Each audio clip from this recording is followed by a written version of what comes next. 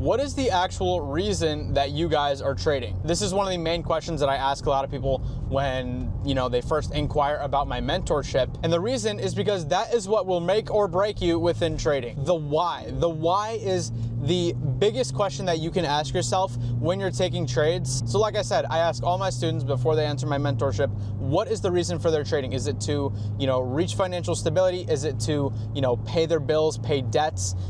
Is it to, make $1 million in 6 months? What is the goal behind, actually starting trading? Well, number one, the thing that people are usually so attached to when it comes to trading is the money aspect, because it's so easy to make a lot of money very quickly when trading. You'll get the occasional answer of, oh, I want to trade because of the freedom, being able to travel and trade from anywhere in the world, work from anywhere in the world.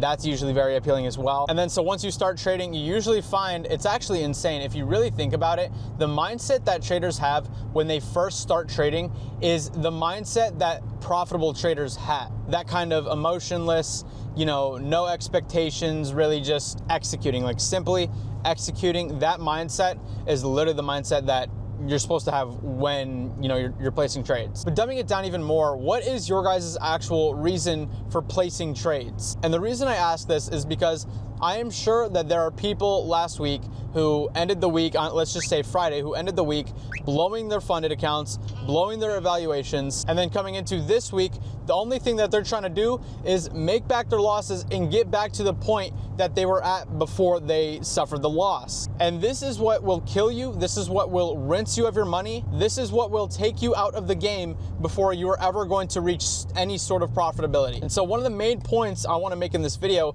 is how to actually stay alive in the game, long term in trading, because if you're out of the game way too early, you're never going to become profitable. And the main thing that can help with that is simply just asking yourself why it is that you're taking trades, why it is that you're trading in the first place. Again, of course, if I blew my funded account on Friday and I'm coming into Monday with the attitude that I need to get back to where I was, before I blew the accounts, absolutely everything is going to look appealing. I come into the market on Monday, I'm trading strategies, I don't even know how to trade, I'm just simply gambling. Again, everything looks appealing when all you're trying to do is trade and you don't really have a solid reason for why you're doing it. And then of course afterwards you try to justify it saying, that was a good setup, it was just bad luck. But no, bro, deep down inside that the whole reason that you took that trade was so that you could speed run getting back to where you were before you blew the accounts. You have to ask yourself why. Before every single trade, you should be asking yourself why it is that I'm taking this trade. Back to, being emotionless.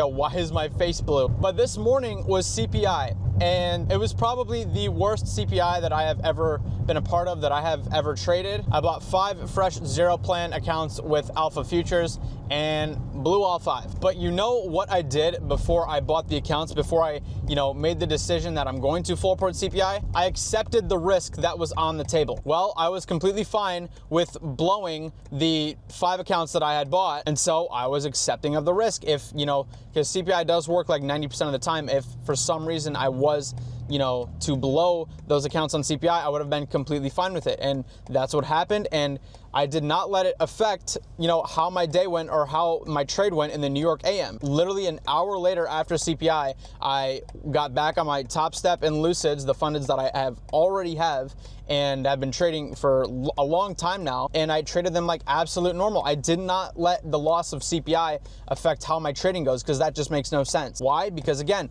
I know that in the longer term, I'm going to be profitable. Again, the casino analogy, this is literally my favorite analogy. I mention it like every video at this point. The casino can take in $1 million loss right now because they know that in the longer term, they're going to be profitable. And so I went into today's New York AM with a very open mind. We immediately swept this CPI high. So after that, I was like pretty reluctant to take any trades. However, we did slow down in volume, but we retraced into a 15-minute gap, and then we got unbelievable displacement out of that gap. And then after the strong 1-minute displacement, we were literally at the first draw that I was targeting on the day. We had draws higher, so basically the idea was to go break even after we took the first draw, and so I did that, and then I was actually able to squeeze out a bit of profit, just trailing my TP.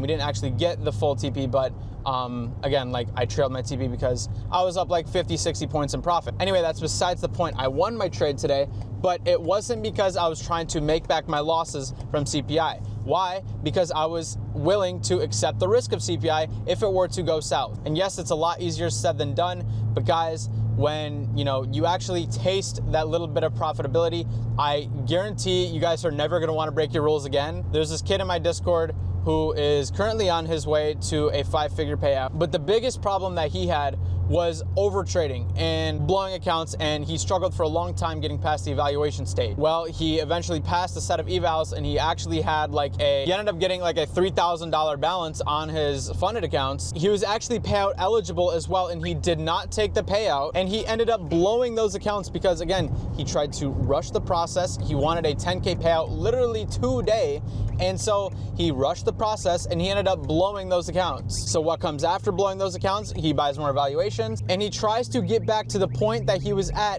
before he blew his funded accounts.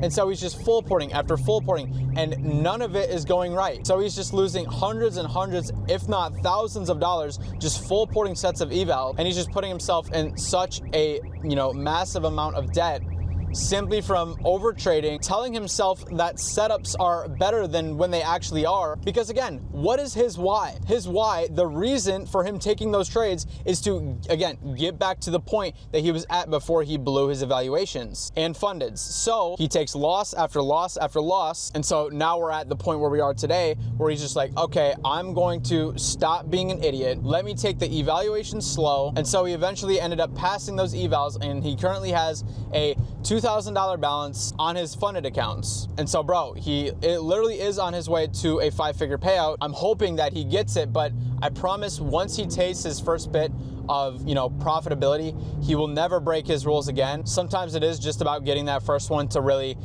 put you in line to never do something bad again. Not saying that it won't happen, because it definitely does happen. I'm not perfect. Literally no trader is perfect. I'm not gonna say who it is, but this pretty well-known trader in the space, he had a 10K balance on like 20 accounts with it might have been, I think he had 5 accounts with MFFU that had over 10K balance on all of them, and he blew them all in one day because like, again, guys, no one's gonna be perfect. I'm not saying that, but for someone who's unprofitable, I think the majority of where your issues come from is, again, rushing the process and not having a valid why or a valid reason for why you do the decisions or why you make the decisions that you make. Again, the student that I'm talking about in my mentorship, the student that I'm talking about, the reason that his why, the reason for him taking those trades and actually ended up blowing those accounts was to get back to the point that he was on his original funded accounts with the $3,000 balance, payout literally in hand. And so he rushed the process and he rushed it and just losing more and more and more money. So maybe before you guys take your next trade, you should, settle down and ask yourself why it is that you're making this decision. Are you taking this trade because you're trying to put on a good trade? Or are you taking this trade because you have to pass your evaluation because the rebill is tomorrow? Like, if these are the issues that you are worrying about, if you are, if you feel you're constantly like, oh, I have to, make this today or make this tomorrow because I have the rebill cycle, or I have debts that I need paid off tomorrow, shouldn't be trading on an evaluation. You should be back testing, you should be journaling. Again, I've said this 1,000 times, but the next time that you guys take a trade, I seriously want you to evaluate the reason behind the trade. And if there is a reason besides putting on a good trade to put on a good trade, then you shouldn't be taking the trade. So let me rephrase that. The only reason that you should really be taking trades is for the sole purpose of putting on a good trade and executing. You should really not care what the outcome is. The outcome could be poor or it could be positive. You could win, you could lose. But because the sole purpose of putting on the trade is to execute well, the outcome doesn't matter. And I say this because I, at one point, I am not perfect right now. That's not what I'm saying. But I am saying at one point when I was unprofitable, I was chasing the money. The whole reason, the whole why for why I was taking trades was because I wanted to make money. I wanted to, make $10,000 in my very first month of trading. And that's just not, I don't want to say it's impossible, but it's just not very likely. If your why for trading is not to simply execute well and put on a good trade, and it's to, again, make money, really, honestly, just, bro, anything besides executing well, if that is your reason, then it's just never going to work that way. A thing that a lot of people like to say is, oh, if you're not trading to make money, then why are you trading?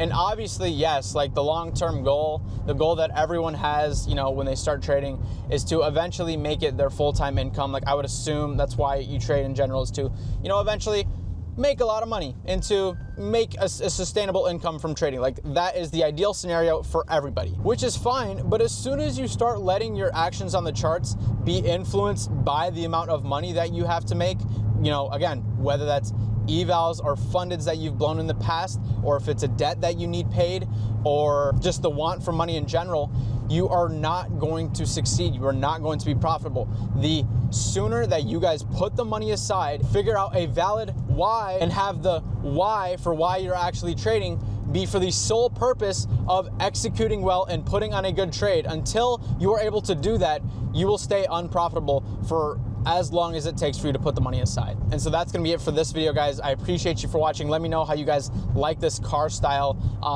I have been, you know, driving in a private, you know, parking lot this entire time, so I'm not actually on a roadway holding up my phone and recording. But if you guys need help with your trading, send me a DM on Instagram. The link is in the description, as well as my one-on-one mentorship, which you can apply for in the top link in the description. And other than that, guys, again, I appreciate you for watching, and I'll see you guys in the next one.